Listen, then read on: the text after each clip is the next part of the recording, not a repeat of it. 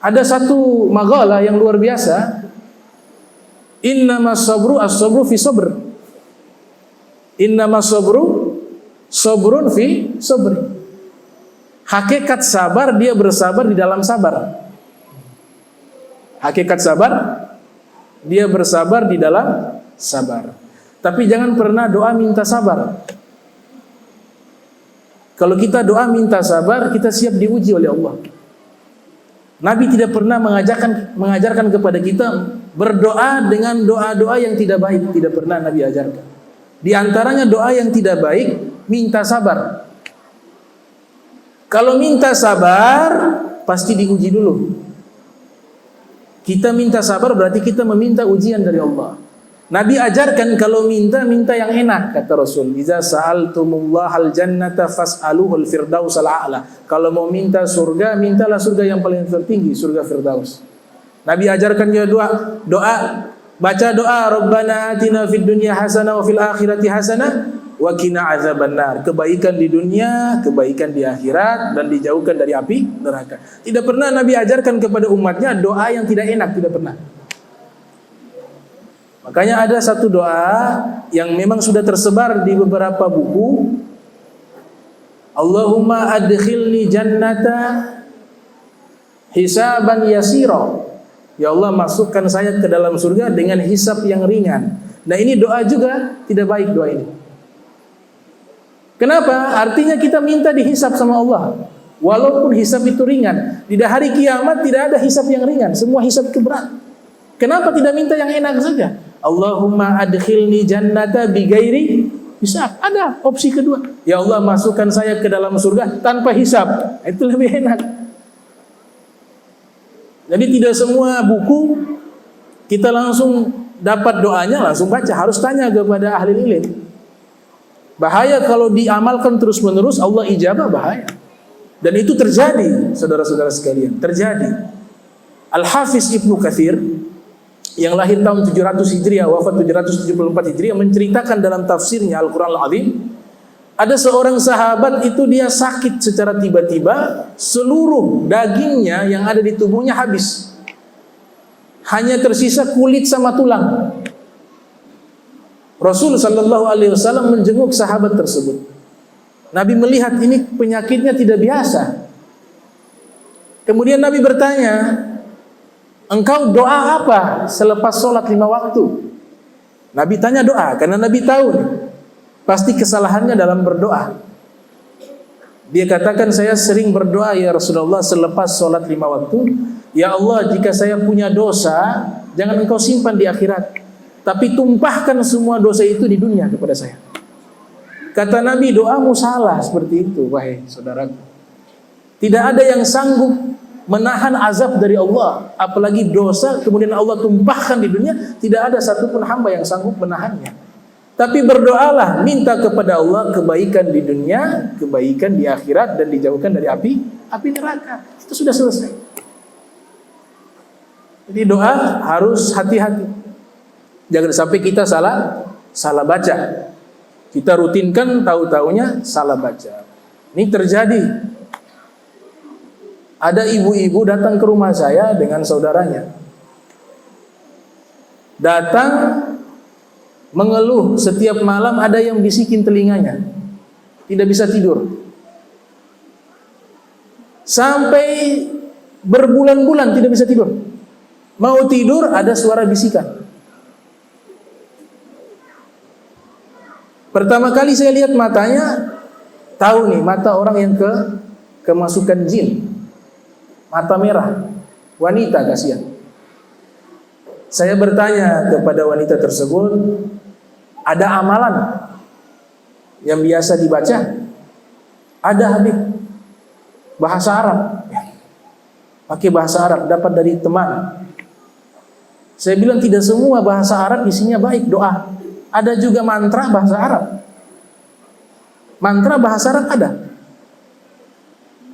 Ada amalan-amalan baik juga dalam kitab Syamsul Ma'arif, nama kitabnya. Itu kan amalan-amalan. Dicampur bahasa Ibrani, dicampur dengan bahasa Al-Quran, dicampur dengan mantra. Mantra yang sifatnya baik dalam kitab Syamsul Ma'arif. Tapi ada mantra-mantra bahasa Arab itu mengundang jin. Saya minta dibawakan bukunya. Ketika bukunya diberikan kepada saya baca, wah, itu manggil jin. Itu kalau diartikan ke dalam bahasa Indonesia, wahai jin fulan bin fulan, datanglah kepadaku. Wahai datanglah kepada saya, mohon datanglah kepadaku. Disebutkan nama-nama iblis satu persatu menggunakan bahasa Arab.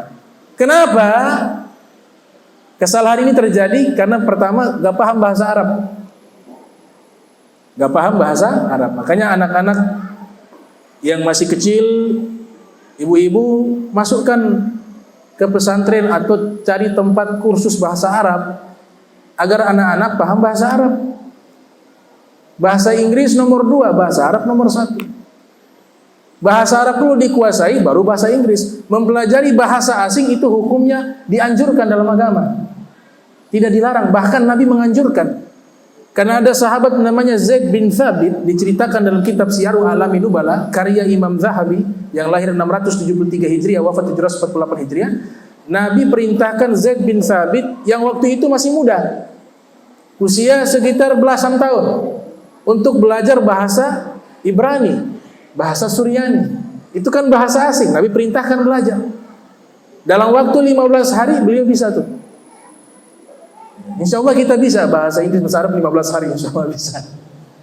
Bisanya dalam mimpi ya. Gak ada itu belajar cepat bahasa Arab 24 jam langsung bisa. Gak, bohong itu. Gak bisa. Itu buat jualan. Makanya penjual harus jujur. Belajar cepat bahasa Arab 5 tahun. Nah itu jujur. Bahasa Arab gak ada yang bisa satu hari 24 jam, kan berarti 1 hari. Gak ada yang bisa belajar bahasa Arab, ilmu nahunya, ilmu sorofnya, balaghahnya, mufradatnya, i'rabnya, kemudian muhawarahnya, percakapannya, kemudian qiraatul kutub, membaca kitabnya. Itu butuh bertahun-tahun. Kok ada buku 24 jam bisa lancar, pakai lancar lagi, bisa lancar berbahasa Arab? Itu tidak mungkin. Sama bahasa Inggris juga tidak mungkin 1 hari. Grammarnya dikuasai, verbnya, subjeknya, adjektifnya, adverbnya, semuanya itu dibutuhkan waktu yang panjang untuk bisa paham. Ini kebetulan guru bahasa Inggris saya ada, Mr. Malik. Saya belajar grammar ke beliau. Nah butuh waktu untuk bisa dipelajari ilmu-ilmu tersebut. Makanya itu kebodohan bahasa bisa membahayakan kita. Ada yang lucu. Saya punya, gak usah sebut namanya, nanti malu orangnya. Fulan bin Fulan. Pergi ke Surabaya. Ada satu masjid itu khutbah Jumatnya dari awal sampai akhir pakai bahasa Arab. Nah ini Fulan bin Fulan tidak paham bahasa Arab, duduk di depan. Ketika khotib sedang berkhutbah, dia menundukkan kepala ke bawah sambil mengangkat kedua tangan, dipikir doa. Amin, amin, amin. Ini khutbah.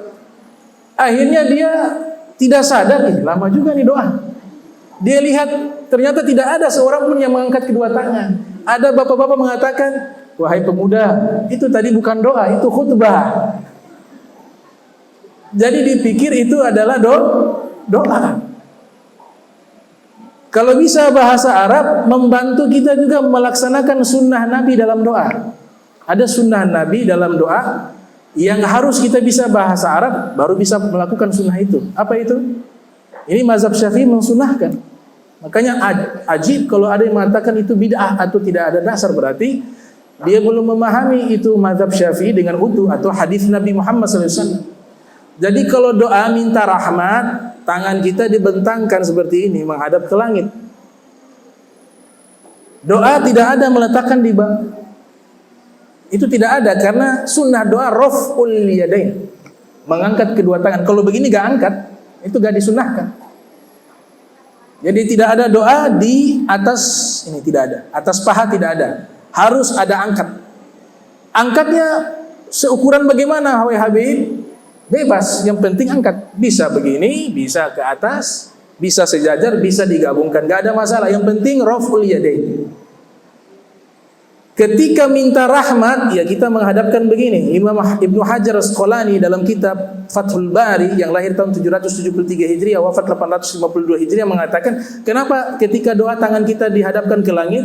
Karena as-sama kiblatud doa, karena langit kiblatnya doa, bukan tempatnya Allah.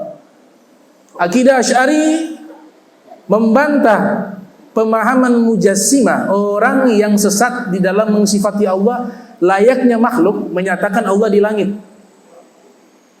Allah di langit, enggak. Kalau Allah di langit, ayat lain terbantahkan. Dalam ayat yang lain, la tahzan innallaha ma'ana, jangan sedih, sesungguhnya Allah bersama kami. Ini ayat turun ketika Rasulullah dan Sayyidina Abu Bakar di dalam goa, namanya Goa Sur. Berarti Allah di dalam goa. Karena Nabi menyampaikan firman Allah, jangan bersedih, sesungguhnya Allah bersama kami. Allah dalam goa. Ayat yang lain, Allah di urat nadi. Nahnu agrabu ilaikum min hablil warid. Kami lebih dekat kepada kalian dari urat leher kalian. Hadis, Allah ada di tempat sujud. Nabi katakan, paling dekatnya seorang hamba wa huwa sajid aqrabu maqana agrabu abdu inda rabbih wa huwa sajid fa aktsiru du'a fi.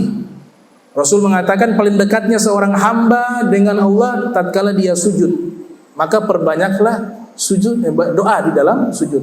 Berarti Allah ada dalam goa, Allah ada di sejadah, Allah ada di urat leher, Allah juga ada turun di waktu sepertiga malam, enggak naik-naik.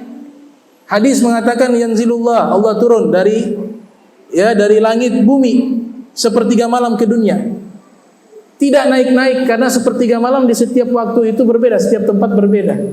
Maka di sini dinyatakan oleh para ulama ahli sunnah wal jamaah, al-makanah laisal makan. Yang dimaksudkan Allah dekat dengan hamba bukan tempat tapi pangkat. Yang dimaksudkan tangan di atas ketika membaca kalimat la ilaha illallah itu menunjukkan bukan Allah di atas langit, tapi Allah maha tinggi. Karena Allah tidak butuh tempat. Kalau Allah bertempat, yang benar di mana? Di goa atau di langit atau di urat nadi atau di tempat sujud? Maka di sini dibutuhkan takwil, pemahaman yang ditakwilkan oleh para ulama bahwa Allah ilmunya itu yang ditakwilkan itu ilmunya dekat. Tahu kalian melakukan apa, Allah tahu. Jadi ilmunya Allah, bukan zatnya Allah. Nah, ini masalah akidah. Jadi bahasa Arab kita berdoa tadi membantu kita melaksanakan sunnah Nabi. Ya.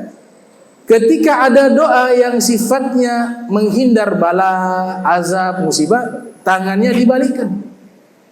Yang ini di bagian bawah, ini di atas. Itu sunnah.